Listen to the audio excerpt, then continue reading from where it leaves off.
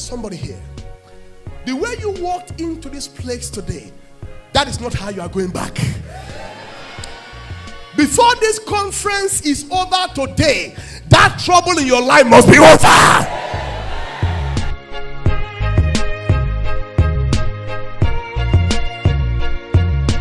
You will not die. You will live to complete your assignment in this world.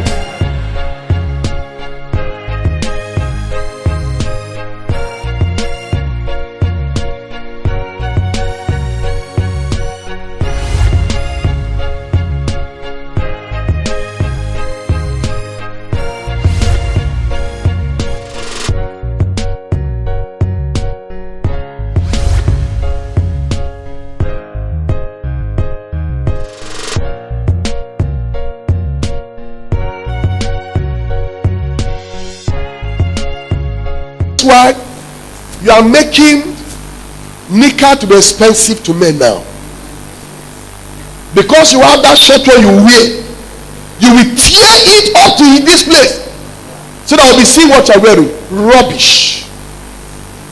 Your lap is made for your husband. When you as a pastor's wife begin to display your lap, your leg and everything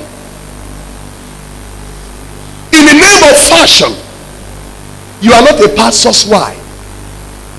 It was by mistake you marry a pastor, and you will certainly give that pastor headache, because where you cannot raise money to buy that dress, fight at home. How to promote Christ, how to increase the membership of the church, how to bring about revival to the church. Not to divide the church into pieces and fragments. The ideal pastor's wife does not starve her husband with sex and food. Proverbs 31:10-14. Madam, why did you marry that man if you don't want that man to have access into that thing that is between your two legs? It disturbs my heart. It beats my imagination when I hear a man of God say, for the past weeks now, my wife said we can't sleep together. Why? He said because she's offended. Madam, you are an idiot. You are not. The reason why that man married you here and here again is not because of your pointed nose and your splitted teeth. It's because of that thing between your two legs. Once you deprive the man of that thing, you sin against God.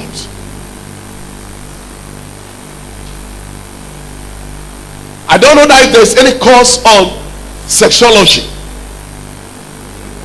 but I know that there's no amount of a way a man will have sex with a wife that the woman will be tired if you can take care of the woman. But let me balance it. It's not part of our teaching. Permit me to digress a little. Even you man that want to sex, your woman, your wife is not a sexing bag. Take care of her. If you know how to treat your wife well, provide for her, and that woman is still denying you sex, that woman will go to hell, the hottest part in hellfire. But if you as a man, you are eating fine, you go out, when you are coming back, you buy, take away, salad, everything, you sit down and eat after it, you say, I want sex. My brother, don't allow the Holy Spirit to slap you 7 times. When you buy your own and you want to eat, put your own on the table, put your own. As you are eating, you are talking. Don't talk Bible that time. Don't talk revival that time. You know it's already getting late. You begin to say, your breast is looking fine. Women are very fast at understanding. If you want to have sex with your wife, you may not know how to go about it. Before you press 1, 2, 3, she know that is what you are looking for. But you want to sex, you are taking care of yourself. The woman is suffering. She will deny you sex. And if she deny you sex, she will not go to hell.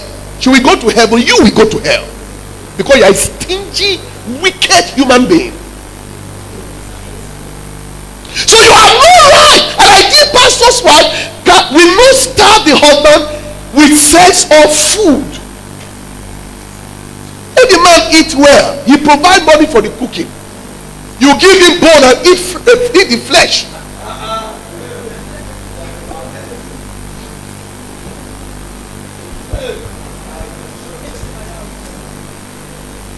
The ideal pastor's wife does not take sides. Listen to this and listen very well. On this we have problem in Warri districts, and I can speak of it very boldly without looking at anyone's face. The ideal pastor's wife does not take side with the husband in quarreling and keeping malice, but stand as a good connecting link between the supposed husband's enemies and members of the church whom he has issues with. She's a peacemaker. Hebrew 12:14. Your husband just walked into home like the case of Jezebel. If you read the book of 1 Samuel chapter number 19 in verse number 1, you will see what happened. When Ahab came back from the war, if you read the Good News Bible and Paraphrase translation, that day Ahab and the wife slept on the bed, and then the man will look at us and say, honey, what is the problem? He said, look at what Elijah has done. Is that why you come on? I will deal. A good pastor's wife is very common in Warri, and that's why I'm saying it here. When your husband comes from anywhere, whether district, whether DS house, whether parental house, and say to you, the way DS spoke to me today, I don't like it. He abused me. The way parental spoke to me today, I don't like it. This and that. A good pastor's wife will become a connecting link.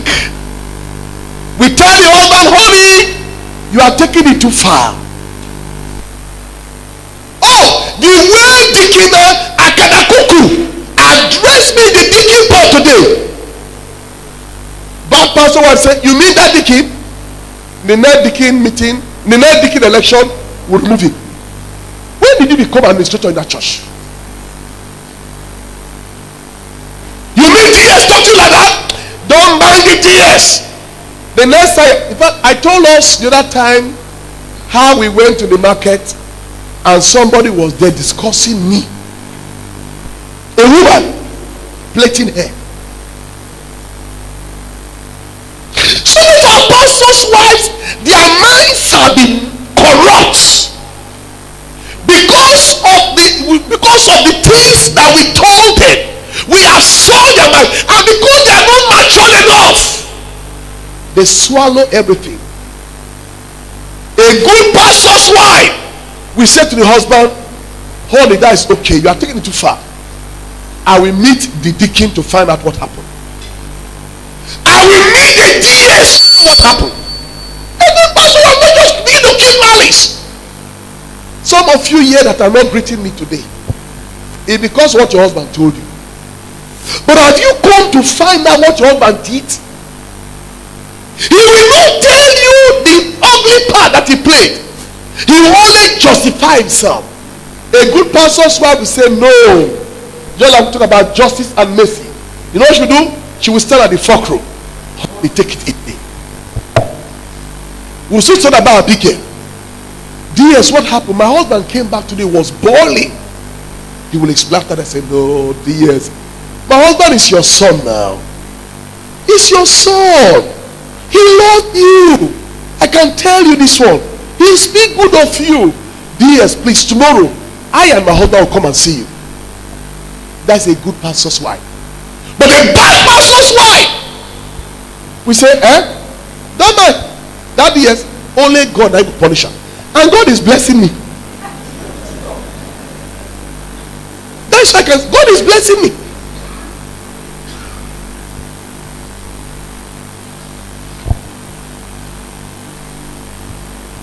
I did pastor's wife does not look down on her husband, but regard the husband as her best friend and her pastor. It is a respect you give to your husband that members of the congregation will now emulate and also extend to your husband. I did anointing service here the second day of this year. The first person that came on the line for anointing was my wife, and I anointed her. Your husband should be your first pastor, your confidant. Your husband should be your best friend.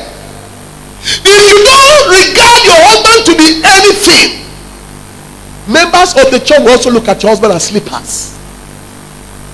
You are coming to give food to your husband in place of thinking, they take and down, make you chop, now dog.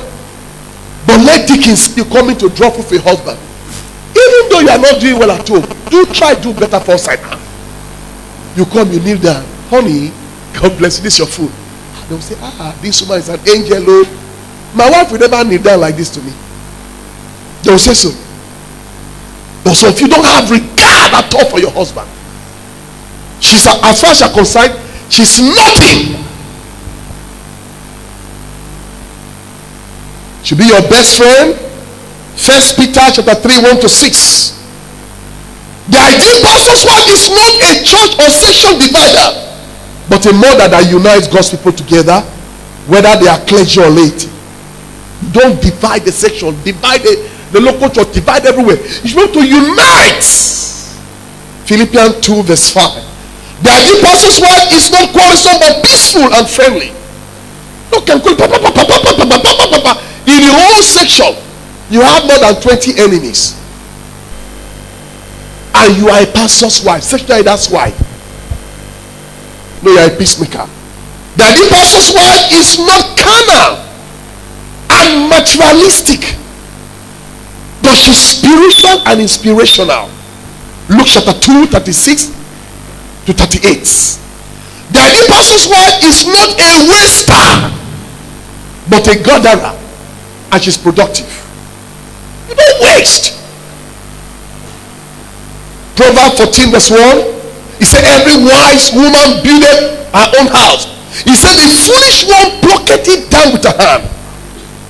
May God not give us pluckers. May God give us builders.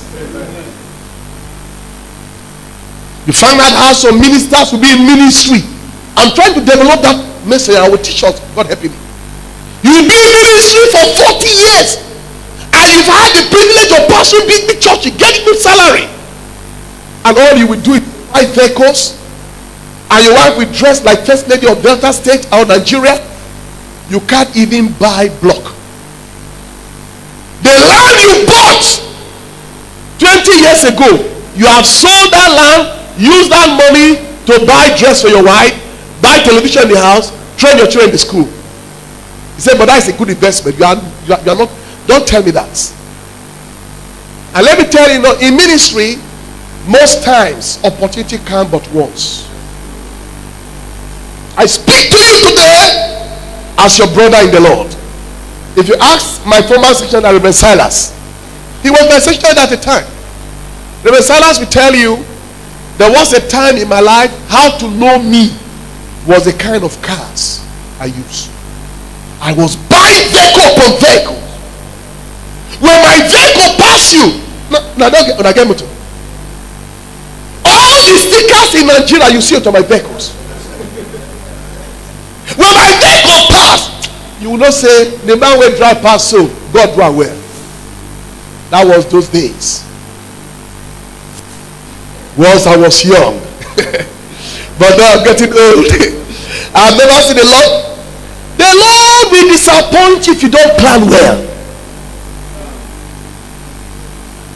If you come to my compound now, you will see two of my vehicles grounded, engine knock. I park them there. When the time comes, I will repair them. But not those days. I will repair them. How can I be using one vehicle at a time? But if you have been watching at me recently, it is the women's Sienna I've been driving. So So say, what of the motto, the district motto? That is sacrosanct. I use it once to Enugu. Come back. Do you know that vehicle? You bought that vehicle for the office of DSF for about 5 years. The waterproof, see there. The day my driver mistakenly tear one, he will have lost his job that day. I'm learning now. But those days, the very day you present that Prado, that's how we take paper away. What am I doing with that? But now, I want builders. Somebody say, you want build? I don't build, but I want build. I never build where I will stay. I never even buy the land where I will build the house I will stay. I pursue it now. So vehicles where engine knock, I park them there. When time come, I will repair them, I will use them. If I feel like giving it away, I will repair them, give it out. This not at this age. Above 50 years, and I'm buying vehicles, and my mates are putting up buildings. Some of you that have buildings here, including my president, that will not even tell me. Before some of them started having building, I had the opportunity. I remember many years ago, my father-in-law called me very close to Koribi, where one of our presidents is having building. Well, I say one of them at the bank. 200 by 200. Listen, 200 by 200. My father-in-law said, come and buy it for 40 naira. Not 40,000, 40 naira.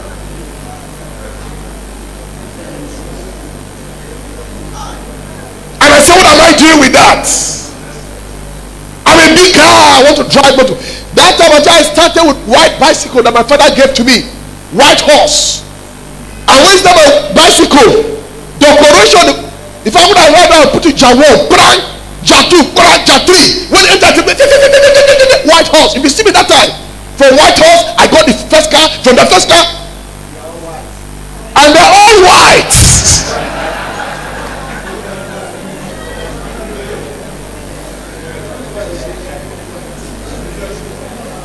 You know, one day we are talking about a wise woman. One day, my wife and I had a little joke. What was the joke? I told her, I said, Mother, you just came into my home as a go-getter. Just come to enjoy yourself and this and that. She said, what you get when I marry you?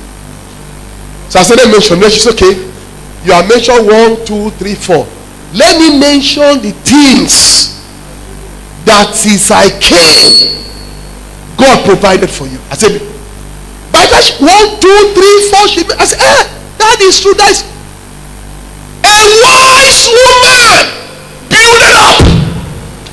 But a foolish one is a blocker. You pull it down. May God not give us blockers. And if you already have one, the Lord God Almighty will deliver you.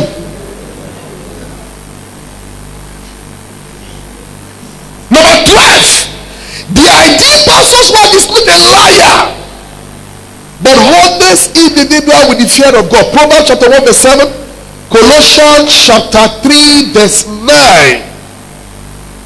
Is not a liar. So for pastor's wife, they blow lie. When they tell lie without blinking their eyes. Ideal pastor's wife, number 13, is not a gossip or a backbiter, but evangelistic. Psalm 14 verse 3, Proverbs 25 verse 3, Romans chapter 1 verse 30. She is not a gossip or a gossiper or a backbiter. Lord, I shed tears. I went to condone revival in the church, and I was seated on the altar waiting for a man of God to introduce me. But they were busy settling issue in the vestry. Guess what? It was between pastor's wife and the women president. And I was hearing the pastor was shouting. It's a disgrace for you as a pastor's wife to sit down with your women president and deacons will be judging you. You say, I must speak my right. Nobody, I must say my right. Nobody. You are saying your right is stupidity, my dear. You should be above them. You know when they call you mommy, what are you mommy for? Some of you, those who call you mommy, they are senior to your mother. You say, Mom, I say my daughter. My daughter. Shut up your mouth. And you are not living up to a mother.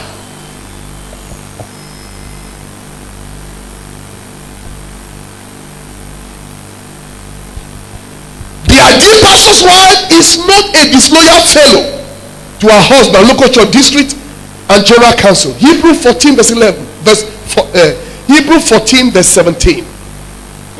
She's loyal, obedient to the district,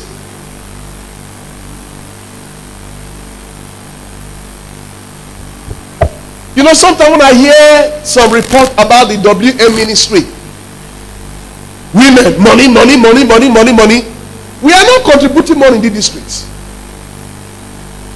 I speak to you like somebody coming from that go to different districts.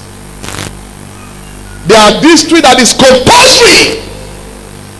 Some of you were surprised recently when we sent our bulk text message saying that the money that the women said they should bring for Christmas, this thing, nobody should give. The report, the news was too much. Mommy said you should bring money. Mommy said you should bring money. And if you go investigate, from pastor's wife. But the one you collect to run your church is more than that. When I came into this office, I know what was obtainable. What was obtainable then, because I've been around for some time, was that it was shared to every section. Every section must visit the district superintendent's house. Paper, they give them paper at the beginning of the year. When I came and told my wife, don't do that, we're not beggars. God has blessed us. God has provided for us. Anybody want to bless us should come. But don't send letter and say, come and give DS food. Come and give DS food. I told my wife the report was becoming too much. Stop it. Don't collect any money for predator, beastie. Don't collect any money for anybody. Don't give any of us anything. Leave it like that. At the beginning of the year, call your people, plan with them. But as we go from church to church, we hear of what pastors' wives are doing in their local churches. Money will be given to you for WM. By the grace of God, you know that I'm one of the least member of the executive committee. Come and see what the WM have done at Okoto. See their spices of life or whatever. Sometimes we borrow money from WM, but our district is dry as anything. But you see what these pastors, why they do in their local assembly on Women's Day. They can buy this, they can buy that, but give them 200,000 to pay for the district. They'll pay 50,000, 150 gone. That is not an ideal pastor's wife. An ideal pastor's wife is loyal. Loyal to the husband ministry, loyal to the sectional leader, loyal to district program, loyal to general council program. A few more minutes. I want us to look at the ideal pastor's wife as a model to other. In fact, number 15 should be the ideal pastor's wife is not hypocrite but sincere child of God who is also heavenly conscious. 1 Thessalonians chapter 4 16 to 18. Now the ideal pastor's wife as a model to other Christian women. Sister Abigail in the Bible as a case study. There are some of our pastors' wives that are not worthy to be imitated. You have nothing to copy about their lives. They are carnal, they are worldly in their dressing, their speech and their conduct. They tell lies. They cheat. Some don't have regard for their husbands. They don't have regard for authorities. Don't have regard for anybody. Some can even stand in the church and roll their husband down. As we talk about the pastor's wife, the first thing that came into my mind as I was looking at scripture was the woman, Sister Abigail. the Bible introduced her in verse 2. Number one, she was beautiful. Do you know you can be beautiful and intelligent yet humble? Come on now. What is making some of our pastors' head to be big? One, they are beautiful. Number two, they are graduates. Number three, they came from a rich family. You can be beautiful, you can be a graduate, and yet you can be humble. Look at verse 2. She was a beautiful woman. She was an intelligent woman. She was a woman that could keep her home. Yet she married. I don't know why sometimes good women marry bad men. She was married to a wicked, bad temper and selfish man. Nabal was the name of that man. The Bible said the man was so rich, he had 3,000 sheep, 1,000 goats, and many servants. Most times at the wilderness, David's men had to take care of Nabal's servants and his sheep. They were so good that during the days that Nabal's servants and sheep stayed in the wilderness, nothing ever went close to them. In those days in Israel, there used to be a time where they call sheep shearing time. It's like a type of festival, a time to demonstrate your wealth. And that was the season. Nabal brought his animal, brought so many things, and he prepared barbecue. People were eating this and that. I know that was when David was running from Saul, running from mountain to the hill and to the valley and to everywhere. When David heard that Nabal was shearing sheep, David now called 10 of his servants. He said, go when you get there. My good friend, listen to this and listen very well. The Bible you are holding now, if it is King James, read it well. But when you get back home, ask somebody to borrow you good news and read it. You understand it better. When David sent these 10 men to Nabal, he said, greet Nabal. Tell Nabal, your servant David sent us. Give him my goodwill. After that, tell Nabal, can you give us some of your sheep? Because we took good care of your animals in the bush and your servant. Just give us some to eat. 10 men. The Bible said when these men came before Nabal, they told Nabal, this the message from our master and from your servant David. And he said we should greet you. When they finished talking the good news, when they finished talking, Nabal kept quiet for a long time. He did not respond immediately. And these 10 men were expecting something good from Nabal. That now that Nabal kept quiet for a long time, his response will be good. I'm going to steal some of the time of prayers, please. So they were waiting for the response.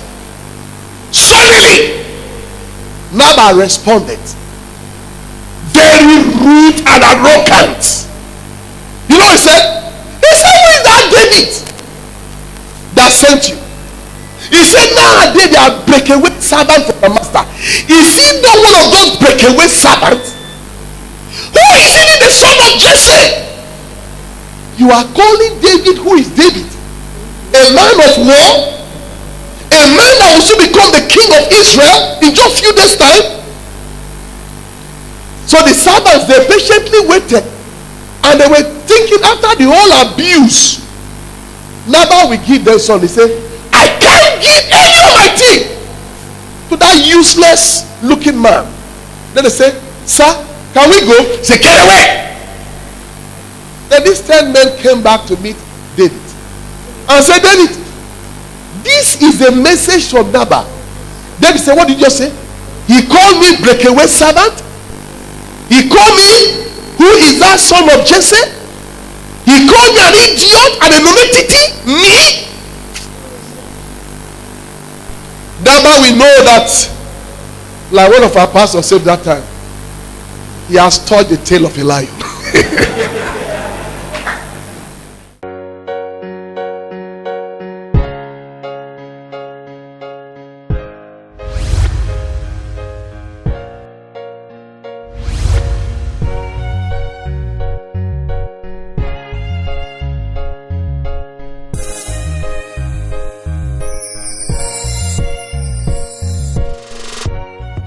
For somebody here, the way you walked into this place today, that is not how you are going back.